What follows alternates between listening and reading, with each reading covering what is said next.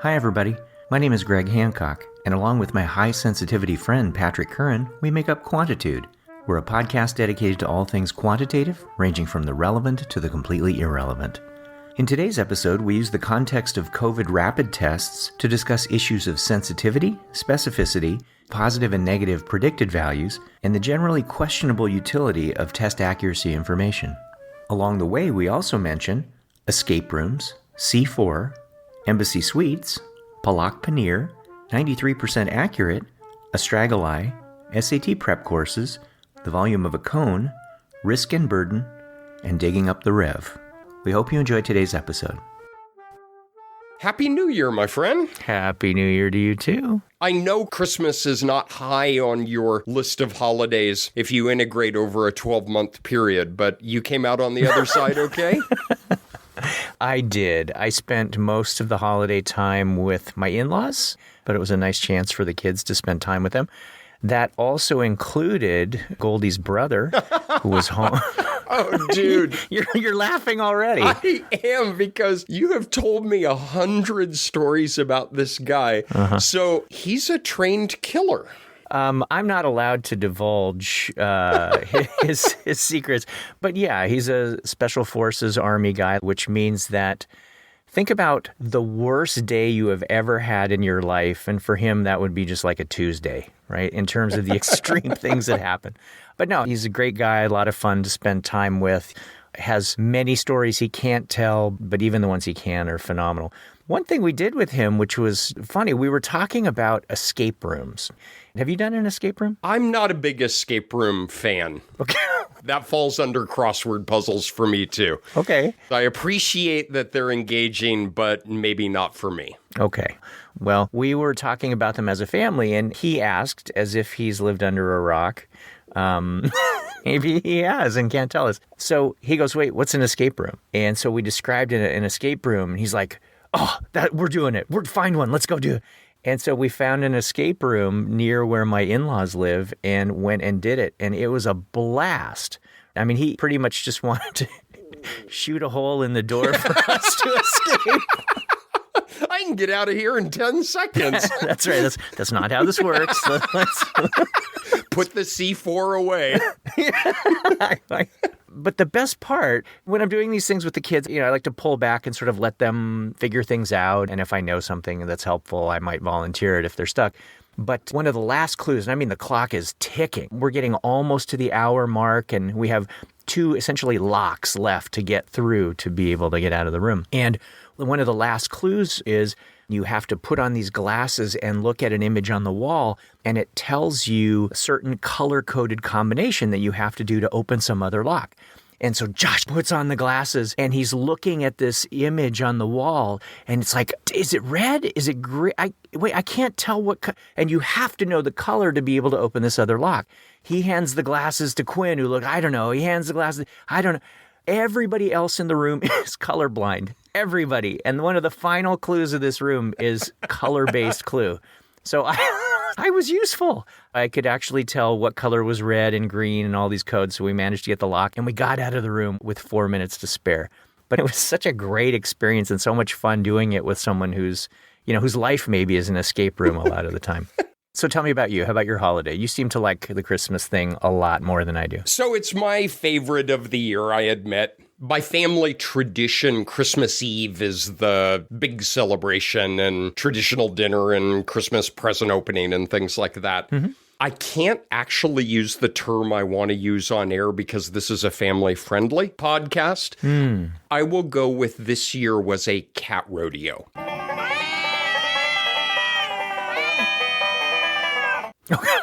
All right.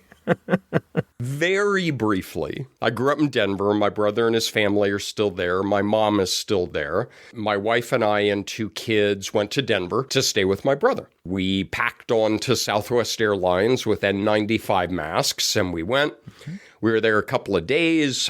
One of my kids, Annie, was feeling a little headache, a little achy. Mm-hmm. And my wife is very thoughtful about these things. And my wife said, well, let's go get a rapid test. Just to be sure. Mm-hmm. They sat in line in their car for 4 hours on the 24th, got a rapid test, and it came back positive. Oh, no. It's about 5 o'clock on the 24th. This is where you release the cats into the rodeo arena. We packed up everything in the house, and we got 2 rooms at the Embassy Suites. Oh. And Annie and Andrea had a room, and Christy and I had a room. And the thinking was, if Annie was positive, Andrea was probably exposed as well. Sure. We had amazing Christmas Eve Indian takeout for dinner. Nice. Because it was the only restaurant open, and it was delicious. Uh-huh. We opened presents sitting 25 feet apart. Then, long story short, Christy and I flew home. Andrea was a soldier, rented a car, drove 3 days back. Wow. In the driveway, we gave them a rapid test, and everybody was negative. Everybody's healthy. Everybody is fine. As I tell the kids, you will look back at some point over 50 Christmases, and the vast majority of them will merge into one another. But there was only one Indian food Embassy Suites Christmas Eve sitting in the hallway of the hotel opening presents. We actually had a blast. But it kind of brings us to our topic for today, because we had multiple extended conversations of, all right, Annie's test was positive. Did they have COVID? Well, it's a little trickier than you might think, because the box says it's 93% accurate. Well, all right then. So there's a 93% chance that Annie has COVID because they tested positive. That's what the consumer would be led to believe, right, by a statement like that. Any reasonable person. That is the point of today. You have a rapid test, and everybody out there, you've either taken one, you know someone who's taken one, you know where you can go to get one. One of the punchlines that we are going to push really hard is to say that a test is 93% accurate is, using a statistical term, crap, until we think about it a little bit more carefully. It's all crap. Welcome to All Things Scottish. Our slogan is, if it's no Scottish, it's crap! And thinking about it a little bit more carefully means unpacking a lot of terms, nailing down what they do mean, what they don't mean. But it starts right with the term probability. So let's put a pin in 93% accurate and just sort of let it be there on the wall and annoy us. And back up a little bit and start building up to that concept. The first one is probability. Because even when someone says probability, they're not necessarily talking about the exact same thing. And I think about a variety of different definitions of something as fundamental as probability. So in terms of probability, there are classical kinds of definitions of probability. If we think about the flipping of a coin, for example, if we think a heads versus a tails, neither has any advantage over the other in terms of probability, then we would say, well, there are 2 possibilities, each one being equally likely, so the probability of getting a heads would be 0.50, and the probability of getting a tails also 0.50. So there's a classical notion where we think about all of the possible outcomes and how many of those represent the criterion of interest, like flipping a tails or flipping a heads. There's an empirical probability where if someone hands you what was the sheep bone? It was like an astragalus, something like that, right? Astragali, yeah, something like that. Okay. It was the heel bone of a sheep. Yeah. Before there were dice that came with whatever your game is that you're playing, there were sheep bones. And in fact, there's that old expression about rolling the dice, roll the bones. Why does it happen? Because it happens. Maybe that has some origin in the sheep bones. Hancock. Yeah? Stay on task here. Okay, I'm sorry. I'm sorry. It was a laser pointer. But, if you give me a sheep bone, and let's say a sheep bone is this kind of tetrahedron shape, I have no idea what the chance is that it's going to land on this side versus that side versus that side. And so what could I do? Well, I could try and figure out the probability associated with those sides empirically by flipping that bone 100 times, 1,000 times, 10,000 times, until eventually I converge upon some empirical assessment of what the likelihood is of getting any one particular side of that bone. And one of the probabilities that we actually come up with most of the time when we're talking with friends during daily life is actually just a subjective probability. Probability that comes out of your gut, which might be extremely uninformed or it might be kind of informed. I'm told tonight there is like a 70% chance of snow. If you think about where that came from, did they rerun tonight over and over and over like 10,000 times and that's what happened? And actually, the answer is they kind of did, right, with a simulation of what's going to happen tonight. But the idea is that you're trying to use whatever information you have at hand, whether it's just your own personal experience or maybe weather patterns or maybe what tends to happen in January, and coming up with some sort of probability assessment. So we use a lot of subjective values for probabilities in day-to-day life. And put very specific numerical values on them, even though they're completely subjective. My wife and I are faculty in the same department, and she will say, well, do you think that UNC is going to go online for instruction in the first 2 weeks? And I will say, I'd go 2 and 3 that they'll probably go online. I have no idea. Sure. I have absolutely no idea at all. And not only do I have no idea, but I feel compelled to put a very specific value on it. Right. 0.63, I think. Yeah, right. So if you are a betting person, and I know that you have been a betting person, but you've also been a horribly bad betting person. I lose and I don't pay up. But if you are interested in a sports event, for example, what is the probability that the Tampa Bay Buccaneers will win the Super Bowl again this year?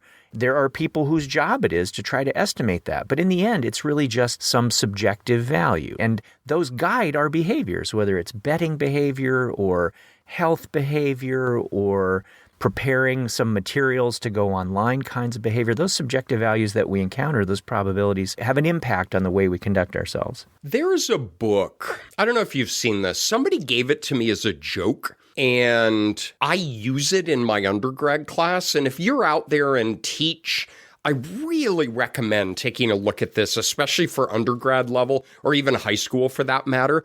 It's by 2 guys named Gonick and Smith, and they have a whole series of these, and they're called cartoon guides. Mm-hmm. And they have a cartoon guide to calculus, a cartoon guide to engineering. They have all of these things. There is the cartoon guide to statistics. Mm-hmm. It is really good. It is well written. It's well done. It's accessible. They have these adorable little cartoon characters throughout.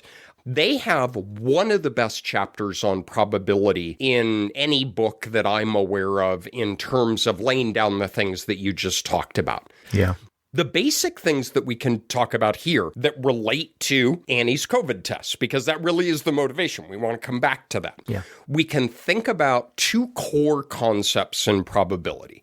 One is independence and joint events. Mm-hmm. So what is the probability that you're going to get 3 heads in a row? Well, assuming a fair coin and assuming they're independent, that is, the outcome of each one does not impact the other. Mm-hmm. We have this wonderful product rule where it's just 0.5 times 0.5 times 0.5 is the probability of getting 3 heads in a row. So those are joint independent events. The one that is really most important here is conditional probability. Mm-hmm. And that is, instead of what is the probability of A or what is the probability of B, the question becomes, what is the probability of A given that B has occurred? Picture in your mind's eye, P parentheses A, and then a vertical line B. That's what we talk about of A given B. Well, if they're independent, what is the probability of getting ahead on your second flip if you got ahead on your first flip? Well, it's irrelevant because they're independent. My kids went through SAT prep, and they had an option where they guaranteed a score of 1,400 or above, or you get a full refund on the prep. Showing the differences in twins, one of my kids was like, yeah, I don't care. I'm not doing that. And the other one said, yeah, I'll take that option. But it's not just guaranteeing a 1,400 or above. They had to take a practice test and score above 1,300 before they could have the guarantee 1,400. So they're figuring out at their end, what's the probability of someone getting higher than a 1,400 given the condition that they have already in a practice test achieved at least a 1,300? Exactly. Okay. And so if I took it and got a negative 200, I would not qualify because I still can't remember how to find the volume of a cone. Hi, this is Quinn Hancock, and I did just take the SAT. The volume of a cone is 1/3 pi r squared h, where r is the radius of the circular base and h is the height of the cone, obviously. But this is fundamental to what we're talking about. Because what is the probability that Annie would test positive given they had COVID is absolutely not the same as what is the probability that Annie has COVID given they tested positive. Oof, already, so this is getting a bit confusing, and we have to somehow tie all of this back to that accuracy statement that is still pinned on the wall. So we mentioned a little bit about probability. We mentioned a little bit about independence of probabilities. You talked about conditional probabilities, which are really key for what we're going to try to unpack here. Funny thing about those probabilities, right, is that the average person doesn't really have a good sense of those kinds of things when it comes to flipping coins, right? A person has this gut sense that I just flipped 4 heads in a row. There's no way the next one is going to be heads. Heads. A weaker man might be moved to re-examine his faith, if in nothing else, at least in the law of probability. Heads. People's subjective sense of conditional probability doesn't necessarily align with the actual probabilities or conditional probabilities that are there. Shall we take a slight foray into biostatistics? So you mean talk about stuff we don't know anything about? Exactly. I'm sorry, dude. I thought we were on board with this episode. This week on Quantitude. Yeah, so I think what you're referring to is terms like specificity and sensitivity, which are directly on point for assessing whether or not a test seems to be doing the right thing. That is exactly right. You might be making your tea and settling down and for some ridiculous reason listening to us while doing that in the morning and say, oh, well, that's kind of interesting, but what does it have to do with me? Dude, type 1 error, type 2 error, power, p-values, it is exactly the same thing. Totally. So as we talk about this stuff, don't think about this being someone else's problem. This is hypothesis testing. But we're just going to do it with respect to Annie. And did they need to sit in the hallway and open their presents at Embassy Suites while eating palak paneer or not? Nice. Okay, a couple of definitions. One of which is just a good starting point. We need to differentiate incidence and prevalence. Prevalence is the critical one. Incidence is not in what we're talking about here, but there's a lot of confusion. Incidence is a ratio of the number of new cases divided by the number of people who are at risk for getting that condition over some period of time. And so what it is it's a rate of the people who did not have the condition, how many got it. Okay. That's not related to what we're going to talk about now, but it's a nice starting point, incidence. What's critically important to what we're going to talk about here is what's called prevalence. And what that is what is the percent of the population who has the disease? You know what I like is sometimes in biostats, they talk about incidence as risk and prevalence as burden. What is the burden on society? We're not going to talk about incidence anymore. We'll start with prevalence. Okay, so prevalence is the proportion of people in a given population who have this particular condition or disease. It is, except, is that the whole population? Does that include my 90-year-old mom? When we think about Annie's test, I want to keep circling back. Because at the end of the day, we're going to give away a punchline to this conversation. A test that's 93% accurate and indicates a positive result, there's not a 93% chance that Annie has COVID. And indeed, it can be drastically lower than that, and it in part depends on the prevalence. So the prevalence is the percent of the population. Is the population everyone in the continental U.S.? Is the population Colorado? Is the population Denver? But one more wrinkle is Annie is a healthy, athletic 17-year-old who is vaccinated and boosted. Is that the population? Okay. So prevalence is a moving target at best, and it's also something that, however you define that population, you don't know the prevalence, right? You couldn't you couldn't know it without assessing all of the people who are in that particular population. So that's unsettling to start. You're exactly right. There are two things that you're raising. One is we simply don't know what the prevalence is. And it's impossible to determine because think about how many people are taking home tests and do have COVID, but are not reporting it to any governing body, right? So not only do we have no idea of knowing what the actual prevalence is, but the one that bothers me more, going back to what I alluded to before, is to what population does Annie belong? Yes. Healthy, athletic, vaccinated teenagers, or the population of Denver? So like I said, this is already sort of setting us on an uneasy footing, and I think that's healthy. That's the way it should be.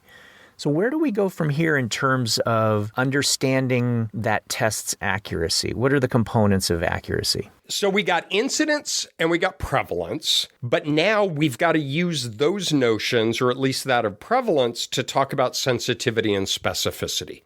So help us understand what those are. Right. Well, staring at the thing that we tacked on the wall, that accuracy of 93%. I still laugh when I think about it. The test is 93% accurate is just an inane, useless statement. But it feels useful as a consumer, right? So let's think about what it would mean to us as a lay person for something to be accurate. And my lay interpretation of that is it's telling me the right thing. That's the way I think about accuracy. And what would that mean? It's telling me the right thing. Well, I think what that would mean is that if I have the disease, the test is going to tell me I have the disease. If I don't have the disease, the test is going to tell me I don't have the disease. That, to me, is what accuracy would mean. Now, if I say that a little bit more precisely, and I'm using the term disease collectively, right? Whatever it is we're assessing. So I think that what that would mean is that if I truly, and I don't know if I do, but if I truly do have whatever this condition is, and the test tells me that I do, that's a win. That would be the sensitivity of the test, the conditional probability of giving you a positive result, given the condition that you actually have whatever that particular condition is. That is going to be the sensitivity of a test. So that's a piece of accuracy, but it's not all of accuracy, because I want to test also, if I don't have whatever it is this test is supposed to be testing, we'll just say a disease. If I don't have whatever this disease is, then by God, I want the test to tell me I don't have the disease. So this other piece of accuracy is called the specificity. The specificity is the probability of giving me a negative result given the true condition that I actually don't have the disease. So when people talk about accuracy, usually it's some amalgam of the sensitivity of the test and the specificity of the test. But even those don't tell you exactly the same thing. And there's no reason those would have the same probability, and indeed they can have quite different probabilities, either as a characteristic of the test or as an explicit part of the design of the test, right? Because what this relates to is, where do you want to make your errors, or at least where are you willing to make your errors?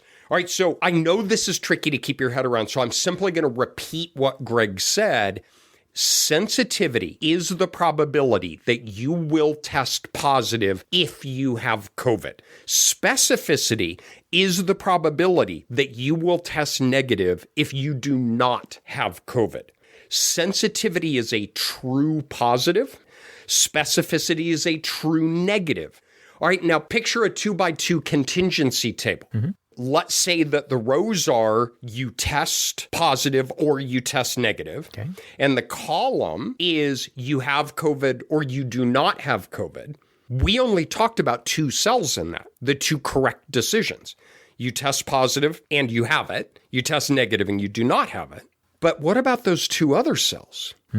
Well, 1 minus sensitivity is the probability that you get a negative result if you have COVID, a false negative.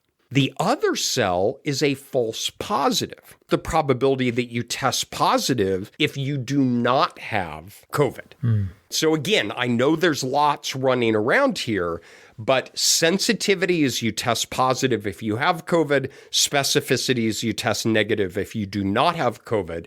The FDA advertising colloquially the accuracy of the test really is referring to one or both of sensitivity or specificity. What I've found in doing a bit of reading on this is it almost always, in terms of colloquial advertising or on the website or on the side of the box, if they say the test is 93% accurate, almost always they're referring to sensitivity, that there is a 93% chance you're going to test positive if you have COVID.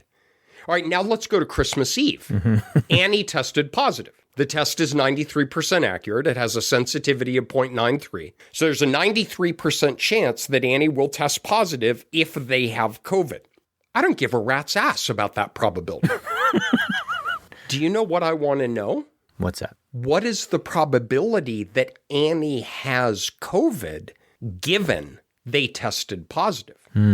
That is neither sensitivity or 1 minus sensitivity, and that is not specificity or 1 minus specificity. That is something entirely different. Right. And that's positive predictive value? There's a positive predicted value and there is a negative predicted value. And this is where we get a dig up from my backyard. I got to go further back into the yard. Wow. Because his corpse has been out there for several hundred years.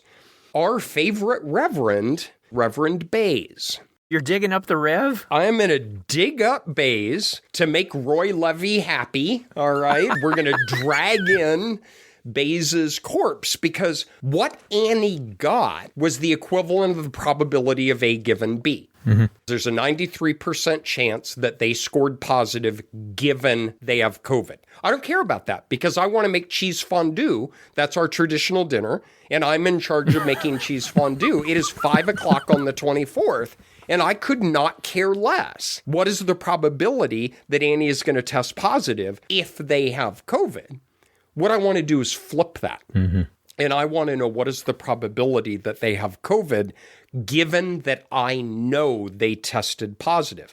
That is positive predictive value. All right. So we're going to talk about PPV, which is positive predictive value, and NPV, which is negative predictive value. PPV is what is the probability you have COVID if you obtained a positive test. NPV is the flip. What is the probability that you do not have COVID given you got a negative test? Selfishly, I don't care about that second one either because they didn't get a negative test. They got a positive test. We know this podcast is about me. I want to go in and make cheese fondue. What we have to do is drag in the Reverend's corpse and say, dude, several hundred years ago, you showed us that if you have the probability of A given B, we're actually able to compute the probability of B given A if we have some other information available. Oh, man, that other information. And that's where life gets interesting. Yeah. So in order to be able to do that, I'm going to have to know some of that prevalence information that you alluded to. Okay, Gravedigger, you're the one who dug up the Rev. So I now defy you to give a good explanation of Bayes' theorem in this context with no visual tools whatsoever. Go ahead, show us what you got. All right, you ready? I'm ready. I'm going to do it generically, and then I'm going to map it onto Annie. So Bayes' theorem is a mathematical expression of converting probabilities. We can compute the probability of A given B as a function of 3 components. Probability of A given B equals the probability of B given A times the probability of A divided by the probability of B. Think about this. This is really cool. If I give you the probability of B given A, the probability of A, and the probability of B, I can actually convert that to the probability of A given B. That's Bayes' theorem. All right, who cares? Well, Annie cares because the accuracy of the test, as it's described, is the probability of testing positive given you have COVID. But what we want is, what's the probability that you have COVID given you tested positive? We want to use Bayes' theorem to convert sensitivity to positive predictive value. So we can take this sensitivity value, what is the probability that you test positive if you have the disease, multiply it by the probability that you have the disease divided by the probability you are going to test positive. So here's where things get really hard. We're back to that prevalence. What is the probability of the disease in the population? Well, that plays a critical role in flipping this conditional probability to get that PPV. Absolutely. If you just think about the 2x2 grid that you asked us to visualize, that top row represents all the people who would get a positive test. That first column on the left represents all the people who actually have COVID. So that means that that upper left cell, that northwest corner, represents all the people who have a positive test and who actually have COVID. So those are the folks that we're talking about right now. And what we're saying with regard to sensitivity versus positive predictive value really just sort of is like whether you're looking at this problem horizontally or looking at this problem vertically. Horizontally is all the people who got a positive test. Vertically is all the people who had COVID. So if you think about what a company is telling you with their 93% accuracy, or more specifically, their 93% sensitivity, they are saying if we look at all the people in that first column who have COVID, what proportion of those people would get a positive test? That is the conditional probability that we're talking about with regard to sensitivity, with regard to accuracy. What Bayes' theorem is trying to help you do, as Patrick is describing, is to take what you know to be vertically and flip it over horizontally. And that is to say that we have now all the people who test positive. Given that you have tested positive, what is the probability that you actually have the disease? So for me, Bayes' theorem is really just about moving from that vertical to that horizontal. And in order to do that, I need to know how many people overall are in that first column, or at least I need to know it as a proportion. And I need to know the sum across that row, all the people who would test positive, or at least the probability of testing positive. So Bayes' theorem is a way of taking the vertical information that you're given and converting it to the horizontal information that you actually want when you're sitting there on Christmas Eve wanting to make cheese fondue. So let's throw some sample numbers on this and talk about whether we should have been at the Embassy Suites or not. Okay. I scribbled in the margins here a couple of calculations, and I want to make 2 points here. One is the difference between sensitivity, specificity, and positive predictive value. All right, the sometimes radical difference. And second, the role of prevalence. What is the proportion of the population who has the condition? Yeah. Imagine the test has a sensitivity of 0.9 and a specificity of 0.9. Okay. So colloquially, we say the test is 90% accurate. And let's say the prevalence is 20%. So in the population, however you define it, the prevalence is 20%. When you do what you just described, the PPV is 69%. So let's think about that. The sensitivity is 0.9, meaning there's a 90% probability that you will test positive if you have COVID. Okay. That converts into a 69% probability that you will have COVID if you test positive. Wow. Now, Annie is 17 years old, very athletic, very healthy, vaccinated, and boosted. Let's make their prevalence 5%. Which is probably way overestimating it. It's probably still an overestimate. Same sensitivity, 0.9. Same specificity, 0.9. A prevalence of 5%. Their PPV is 32%. Wait, so what that means is, to get my head around it, given the condition that a person got a positive test, the probability that they actually have COVID is only 0.3 something? Exactly. Oh my gosh. So with a test that is 90% accurate and you get a positive result, if the prevalence is 5%, there's a 1 in 3 chance you actually have COVID, given a positive test. Right, so a 2 in 3 chance that you actually don't. There's a better chance that Annie didn't have COVID than had COVID, even though a positive result appeared on the test. That's exactly right. And I have no way of knowing, but I still think 5% is probably an overestimate. If you lowered prevalence even down to 2%, I mean, you're getting down to where in the driveway of my brother's house, as I'm on my phone booking a room at the Embassy Suites, there was probably an 80 or 90% chance that Annie did not have COVID. So I've got all of these probabilities rolling around in my head. I've got a prevalence, I have a positive predictive value, I have a sensitivity, I've got all of this stuff. Let's imagine I'm staring at this value of 0.93 that represents the sensitivity. Even if that were what I'm interested in, is that a truth? But wait, there's more. But wait, there's more! Everything we've been talking about have been treating these as fixed and known values.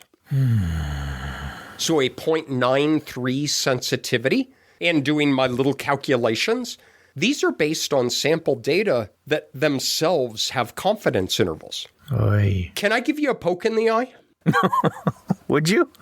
Happy New Year. Sure. All right, I went to Walgreens yesterday, and they had some rapid tests on the shelf, so I grabbed a couple, and I've got a box here. I literally am holding the box of the rapid test. Yep. I'm going to read a little bit that came with the instructions inside. I'm not going to identify what the maker is, but it is FDA approved. The performance of this test was established in an all-comers clinical study conducted between March and May of 2021. Of 172 nasal swabs collected or pair collected by another study participant from 108 individuals who were symptomatic and 64 patients who were non-symptomatic. The home test was compared to an FDA-authorized molecular SARS-CoV-2 test. The home test correctly identified 93% of positive specimens. All right, that's on the box. Oof, there's a lot going on in there. There is a lot. All right, and there are 3 things that I think are critical. One is that 0.93 has a confidence interval, 0.72 to 0.98. Oh my gosh, that's a tremendous uncertainty. Second, the entire sample, and this is what led to FDA approval, was 172 subjects. Third, it's compared to another test that has its own sensitivity, its own specificity, and its own PPV. How do I know the validity of this measure? Well, I correlated it with that measure. Okay. Well, I hope that other measure's a good one. So everything we've been talking about up till now, one, has assumed we know the true state of disease, and two, that these are population values, that the sensitivity is 0.93. Neither of those hold. These numbers are verging on useless.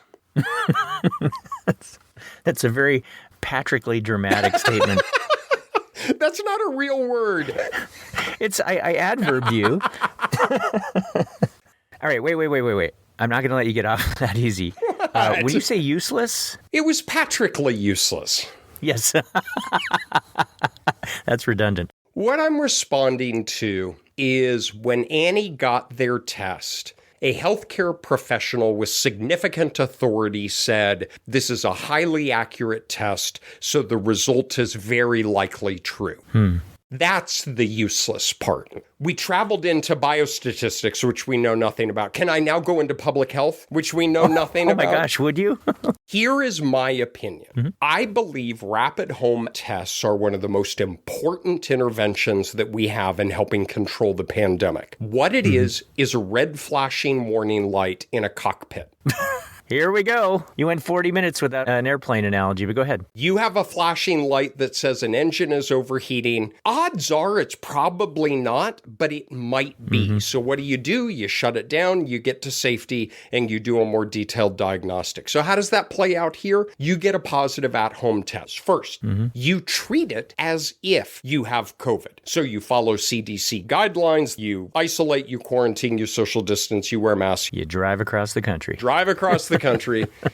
But you treat it as if it's true. Part 2, if you get a positive test, whether it be yourself or someone else, they may well not have it. Yeah. So don't lose your mind about it, right? Is it possible they have COVID? Absolutely. Is it probable? It may not even be probable. It may be far more likely that they don't have COVID than they do, but it's a flashing warning light, meaning there might be a problem here and you need to treat this as a potential issue and get the plane down into safety. Okay, fair enough. So why have we talked so much about these probabilities then? We need to treat probability with the respect that it deserves. If a test is 93% accurate, it does not mean that there's a high likelihood that you have COVID if you tested positive. That is simply not factually the case. We all, you and me and everyone who is listening to this, has an ethical obligation to treat these numbers knowingly and with respect so that we can move forward as an individual embedded within society. That's why probability demands respect. I like that a lot. I like the theme of respecting probability. In the end, this isn't really just about COVID rapid tests. This is about probability more generally. The whole purpose of this episode isn't just about specificity and sensitivity and accuracy and prevalence, although I think that's incredibly useful. And I think people out there need to understand what the information they have in their hand means and absolutely what it doesn't mean. But for all of those people out there who do quantitative things that don't deal with these directly, guess what? The quantitative things that you do deal with these directly, but they might just go by different names. So when we talk, for example, about a false positive, wait a minute. All of this false positive stuff that we've been talking about really is just like type 1 error rates. And false negative stuff is just a type 2 error rate. So everything that we've talked about has a direct connection to statistical things much more broadly. And sensitivity is power. And 1 minus specificity is type 1 error. I love that tie because somehow thinking about an individual with a COVID test and do they or do they not have COVID makes it so much more salient of saying, oh, there's this probability and there's that probability and it's not the same probability. When you're talking about my kid is in the driveway and I want to bring him inside, what's the probability that they actually have COVID is just this kind of in your face, it makes sense. But you know what was fun? We got everybody home safe and sound. We did the tests in the driveway. We actually did double, and they both came out negative. And we came inside, and I made cheese fondue. So we had what we called second Christmas. We had a palak paneer Embassy Suites Christmas, which is one of the most memorable that I have had. Of course. And we had a second Christmas here in Chapel Hill. I love a happy ending. All right, my friend, this was fun to talk about. Please take care of yourselves out there, and we look forward to being with you again soon. Bye-bye. Thank you so much for listening. You can subscribe to Quantitude on Apple Podcasts, Spotify, or wherever you feed your inexplicable addiction to listening to a couple of morons prattle on for an hour, and please leave us a review. You can also follow us on Twitter. We are at QuantitudePod, or visit our completely redesigned website, quantitudepod.org, for past episodes, searchable playlists, show notes, a portal for contacting us, and other cool stuff. Finally, you can get awesome Quantitude merch in preparation for the rapidly approaching Valentine's Day holiday at redbubble.com, where all proceeds go to donors choose to support low-income schools. Seriously, don't you want to avoid a repeat of last year's debacle that involved a 5 a.m. trip out in the snow for grocery store flowers? You have been listening to Quantitude, the Embassy Suites of podcasts. Quantitude has been brought to you by Degree of Difficulty Weighting for article reviews. Inspired by competitive diving, reviewer recommendations will now be up or down weighted by the difficulty of the research question addressed. Shouldn't a modestly executed 109C be scored higher than a flawless 203B? By the Cartoon Guide to Romantic Relationships. If you can successfully explain the asymptotic limits of the binomial probability distribution using cute little sketches, why not help some of us to not be a wiener when interacting with our partners? And by the Quantitude at-home rapid COVID test. We admittedly know absolutely nothing about any aspect of COVID testing, but we are both quite good at generating random numbers, so we figure our test is about as useful as any other that is currently available. The Quantitude at-home rapid test is not yet approved by the FDA. This is most definitely not NPR. Hi, this is Patrick's brother Dan.